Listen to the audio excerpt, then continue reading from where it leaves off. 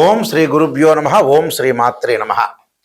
August 11వ తారీఖు నుంచి 20వ తారీఖు వరకు కూడా 10 రోజుల పాటు గోచార పరంగా వివిధ రాశులకు ఏ విధంగా ఉందో తెలుసుకుందాం. తెలుసుకునే ముందు గ్రహగమన గతులు ఎక్కడ సంచరిస్తున్నాయో తెలుసుకుందాం. శని మీనరాశిలో వక్రగతిలో ఉండటం, కుజుడు మిథున రాశిలోను, బుధుడు గురువు కర్కాటక రాశిలో ఉండటం, రవి కర్కాటక సింహరాశిలో సంచారం చేయటం, శుక్రుడు కన్యారాశిలో సంచారం చేయటం, రాహు కుంభరాశిలోను, కేతు సింహరాశిలో సంచారం చేయటం, అలానే చంద్రుడు ఈ 10 రోజుల పాటు కర్కాటకము, అలానే సింహము, కన్యా, తుల, వృశ్చిక రాశిలో సంచారం చేయటం జరుగుతుంది. ఇవన్నీ కూడా గోచారరీత్యా చెప్పబడే ఫలితాలు అంటారు. అంటే గోచారం అంటే ఈ 10 రోజుల పాటు మనం ఎలాంటి జాగ్రత్తలు తీసుకోవాలి, ఉద్యోగపరంగా, వ్యాపార పరంగా, ఆస్తుల పరంగా, వివాహాల పరంగా, ఆరోగ్యపరంగా, వాహన ప్రమాదాలు కానీ, కోర్టు సమస్యలు కానీ, మానసికంగా ఆందోళన పరంగా కానీ ఎలాంటి నిర్ణయాలు తీసుకోవాలి, అంటే డబ్బు పరంగా ఎలాంటి నిర్ణయాలు తీసుకోవాలి, అలానే బ్యాంకింగ్ సెక్టార్ ఏ విధంగా ఉండబోతుంది, లోన్లు వచ్చే అవకాశం ఉందా లేదా, ఇలాంటివన్నీ కూడా మొదలగు విషయాలు, వివాహ సంబంధాల దగ్గర నుంచి, దాంపత్య జీవితం దగ్గర నుంచి, ఆరోగ్యపరంగా కానీ ఇలాంటివన్నీ కూడా ఎలాంటి నిర్ణయాలు తీసుకోవాలి, ఎలాంటి నెగిటివ్ ఉంటుంది, ఎలాంటి పాజిటివ్ ఉంటుంది, ఎలాంటి జాగ్రత్తలు తీసుకోవాలి. ఎప్పుడు కూడా జీవితంలో నెగిటివ్ను తెలుసుకుంటేనే మనం పాజిటివ్ని ఓవర్కమ్ చేయగలుగుతాం. అచ్చం జీవితంలో ఏ మనిషి అయినా సరే నిజం తెలుసుకోవటం చాలా ఇంపార్టెంట్. నిజం తెలుసుకుంటే మనం జాగ్రత్త పడే అవకాశం ఖచ్చితంగా ఉంటుంది. అబద్ధాల ముసుగులో ఉంటే జీవితం అంతా మనం మోసం చేసుకున్న వ్యక్తులం అవుతాం. దానివల్ల పెద్ద లాభం లేదు, మీరు మోసపోయినట్టు ఉంటుంది. అందువల్ల నిజాన్ని తెలుసుకొని మనం చాలా జాగ్రత్తగా గోచార రీత్యా ఏ విధంగా ఉండాలి 10 రోజుల పాటు మనం తెలుసుకోవాలి. ఎందుకంటే నిజం అనేది చాలా ఇంపార్టెంట్. ఇక్కడ నిజాన్ని తెలుసుకుంటేనే జ్యోతిష్యం. జాతకానికి ఎవరైనా సరే నన్ను అప్రోచ్ అయిన వాళ్ళు, నిజం తెలుసుకునేవాళ్ళు మాత్రమే ముందుకు రండి.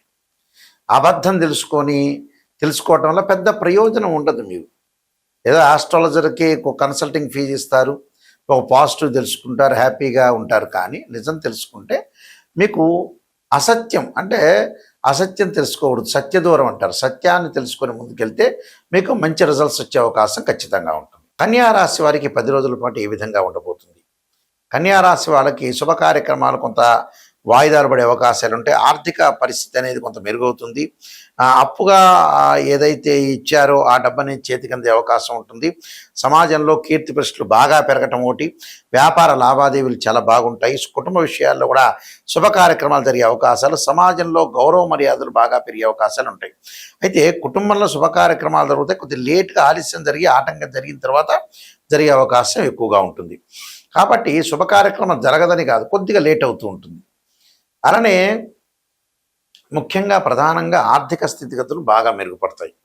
ఫైనాన్షియల్ పరంగా ఉండే డెవలప్మెంట్ బాగుంటుంది. విదేశాలకు వెళ్ళే అవకాశాలు, అలానే శత్రువులు కాస్త మిత్రులుగా మారిపోయే అవకాశాలు ఉండటం, వ్యాపార పరంగా భాగస్వామ్య వ్యాపారం బాగా కలిసి వస్తుంటుంది. వీళ్ళకి విద్యార్థులకు కూడా అనుకూలమైన కాలం అని చెప్పుకోవచ్చు. విద్యార్థులకు కూడా చాలా అద్భుతంగా ఉండే అవకాశం ఎక్కువ ఉంటుంది. ఏకాగ్రత, కాంపిటేటివ్ ఎగ్జామినేషన్స్ కానీ, మెడిసిన్లో కానీ, ఇంజనీరింగ్లో కానీ వాళ్ళకి చాలా అనుకూలమైన ఫలితాలు వచ్చే అవకాశం ఉంటుంది. రియల్ ఎస్టేట్ రంగం వాళ్ళకి మటుకు కొంత జాగ్రత్త వహించాలి. ఆర్గ్యుమెంట్స్, వివాదాలు రాకుండా చూసుకోవడం చాలా ఇంపార్టెంట్. తప్పకుండా వీళ్ళు భగడాముఖి యొక్క స్తోత్రాన్ని పారాయణం చేయాలి.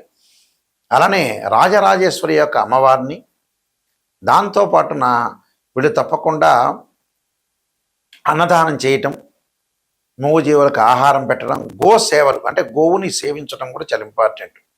ఇలా చేయటం వల్ల మంచి జరిగే అవకాశాలు ఖచ్చితంగా ఉంటాయి. ఇవన్నీ కూడా గోచార రీత్యా చెప్పబడే ఫలితాలు అంటారు. బర్త్ చార్ట్కి గోచారానికి లాట్ ఆఫ్ డిఫరెన్స్ ఉంది, అది గమనించాలి. ప్రేక్షకులందరూ కూడా పదే నేను చెబుతున్నాను. గోచారం అంటే ఏంటంటే ఈ 10 రోజుల పాటు ఏం జరుగుతుంది అని చెప్పేదే గోచారం.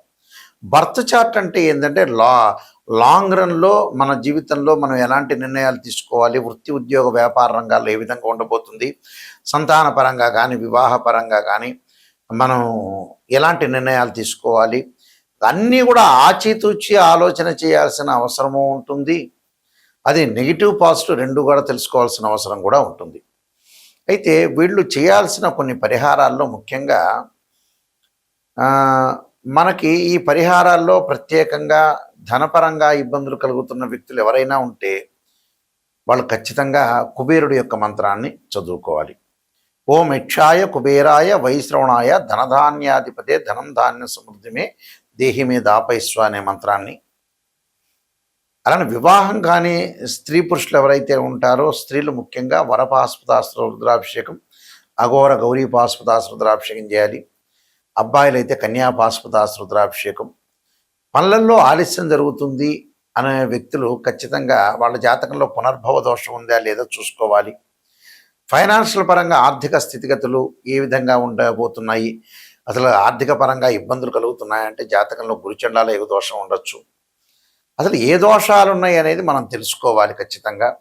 మానసికంగా వెదబడుతున్న వాళ్ళు ఖచ్చితంగా చంద్రుని యొక్క నామస్మరణ చేయాలి. దదీశంక తుషారాభం క్షీరోధారణం సంభవం నమామి శిశిరం సోమం శంభురుమొకట భూషణం అనే మంత్రాన్ని చక్కగా చదువుకోవాలి. అంటే క్షీరపుత్రాయుధే అమృతతత్వాయుధీమే తన్నో చంద్ర ప్రచోదయాత్ అనే మంత్రాన్ని, చంద్రగాయత్రి మంత్రాన్ని చదువుకోవాలి.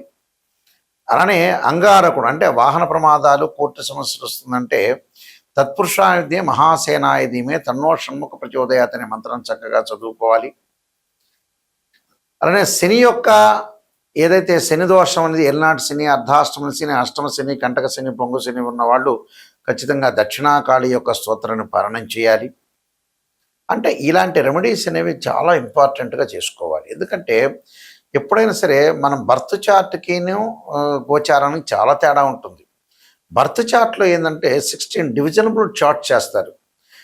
అంటే D16 చార్ట్స్ అంటారు. అంటే D1 అంటే రాశిచక్రం అని, D9 అంటే నవాంశం అని, అలాగే భావచక్రాలు, దశమాంశ చక్రాలు, సప్తమాంశ చక్రాలని డివిజనబుల్ మ్యాథమెటికల్ క్యాలిక్యులేషన్ వేసి డివిజనబుల్ చార్ట్స్ చేసి జాతకాన్ని ఎలా ఉండబోతుంది అనేది మనం చూసుకొని నిర్ణయం చేసుకోవాలి. అలా నిర్ణయం చేసుకొని నిజాన్ని తెలుసుకుంటే మన జీవితం బాగుపడినట్టు. అబద్ధాన్ని మనం తెలుసుకున్నామంటే మీ జీవితం బాగుపడనట్టే. అది 100% విషయం. ఏ ఆస్ట్రాలజర్స్కైనా అప్రోచ్ అయినప్పుడు నిజాన్ని తెలుసుకోవాలి. సమయానికి సందర్భాన్ని బట్టి కూడా చూడాలి. నిజం తెలుసుకున్నంత మాత్రాన మీకు ఒరిగేదేమీ లేదు. అక్కడ నిజం తెలుసుకొని దాన్ని ఓ డాక్టర్ దగ్గరికి వెళ్ళారు, ఆపరేషన్ చేయాలమ్మా ఈ వారంలో 10 రోజులు అంటే ఆపరేషన్ చేసుకోవాలి. లేటు చేశారనుకోండి నిజం తెలుసుకొని నెల రోజుల తర్వాత ఇక చాలా ప్రాబ్లమ్స్ వస్తాయి. అలానే ఏదైనా ఒక ఆస్ట్రాలజర్ని అప్రోచ్ అయినప్పుడు నిజాన్ని తెలుసుకొని దానికి తగ్గ ఫలితం అనే రెమెడీస్ అనేవి ఇమీడియట్లీగా తీసుకుంటేనే మీకు రిజల్ట్స్ వచ్చే అవకాశం ఉంటుంది. 50 ఏళ్ళప్పుడు మీరు రిజల్ట్ తెలుసుకొని 70 ఏళ్ళప్పుడు పూజ చేసుకుంటే పెద్ద ప్రయోజనాలు ఉండవు. ఎప్పుడూ కూడా దశలు అంతర్దశలు చిన్నప్పుడు ఏదైతే దశలు అంతర్దశలు మంచి దశలు వస్తాయో ఆ దశల్లోనే మనం ఏదైనా దోషాలుంటే పరిహారం చేసుకోవాలి. 60 ఏళ్ళు 70 ఏళ్ళు రాగానే ఆ దశలు అంతర్దశలు కూడా ఆ మనిషి మీద అప్లై కావు. అంటే అంత పర్ఫెక్ట్గా అక్కడ పాజిటివ్ ఇవ్వవు. అంటే శరీరంలో బాడీ ఎలా ఉంటుంది, కొన్నాళ్ళ తర్వాత వీక్ అయిపోతుంది కదా. అలానే ఆ దశలన్నీ కూడా మంచి దశలన్నీ కూడా చిన్నప్పుడు వెళ్ళిపోతుంటాయి.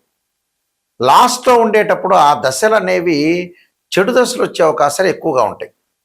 కాబట్టి అది గమనించాలి. అసలు లగ్నం నుంచి ఏ దశలు కలిసి వస్తాయి, ఏ దశలు కలిసి రావు, మనకి ఎన్ని రోజుల పాటు మనం డబ్బులు సంపాదించగలుగుతాం, ఎర్నింగ్ చేయగలుగుతామని నిజం తెలుసుకోవాలి. అక్కడ ఒక అమ్మాయికి వివాహము, అబ్బాయికి వివాహం కాలేదంటే రాశిచక్రము, నవాంశం, భావచక్రం, దశలు అంతర్దశలు తెలుసుకోవాలి. గోచారం ఏంటంటే చాలామంది కూడా గోచారం అంటే ఏంటంటే జస్ట్ ఆ 10 రోజుల్లో, నెల రోజుల్లో, ఆ వారం రోజుల్లో మనం తీసుకోవాల్సిన నిర్ణయాలు మాత్రమే. ఎప్పుడు అవి లాంగ్ రన్లో పనిచేయవు. ఇప్పుడు 10 రోజుల ఫలితాలు చెబుతున్నాయి, 10 రోజుల వరకే.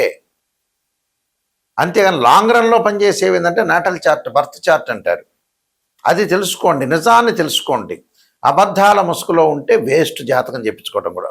నేను అంత ఓపెన్గా చెప్పే మనిషిని, ఎందుకంటే మేము వంశపారంపర్యంగా చెప్పే మనుషులం. మా నాన్నగారు కూడా పెద్ద సిద్ధాంతి.